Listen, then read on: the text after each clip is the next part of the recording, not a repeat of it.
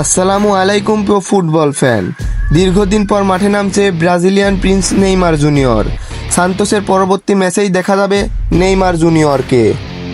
তো বন্ধুরা, আল হিলালের সাথে নেইমার জুনিয়র চুক্তি শেষ করার পরে সান্তোসে এসেই তার পুরনো চেনাছন্দ ফিরে পেয়েছিলেন, কিন্তু উরুর মাংসপেশির চোটের কারণে দীর্ঘ 1 মাসেরও বেশি সময় ধরে ইনজুরিতে ছিলেন ব্রাজিলিয়ান এই সুপারস্টার।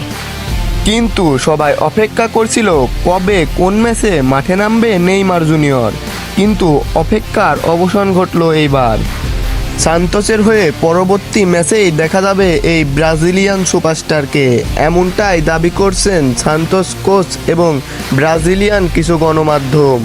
সান্তোসের পরবর্তী ম্যাচ রয়েছে ফ্লুমিনিয়েন্সের বিপক্ষে, আর এটি সেরিয়া লিগের ম্যাচ। সেরিয়া লিগের দুই দলের পয়েন্ট টেবিলের দিকে তাকালে 2 ম্যাচ খেলে 3 পয়েন্ট নিয়ে 9 নম্বরে রয়েছে ফ্লুমিনিয়েন্স ও 1 ম্যাচও না জিতে 16 নম্বরে রয়েছে সান্তোস। দুই দলের সর্বশেষ 5 ম্যাচের দেখাদেখিতে 2টিতে জিতেছে ফ্লুমিনিয়েন্স আর 1টিতে জিতেছে সান্তোস, আর বাকি 2টি ম্যাচ ড্র হয়েছে। এই দুই দলের সর্বশেষ দেখা হয়েছিল 2023 সালে। সেই ম্যাচে সান্তোস 3-0 গোলে হেরে যায়।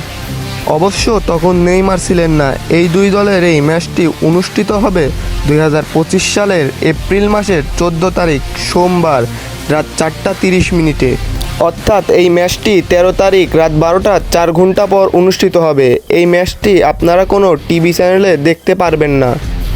ম্যাচটি আপনারা স্ক্রিনে দেওয়া এই লেখাটি গুগলে সার্চ করলেই পেয়ে যাবেন।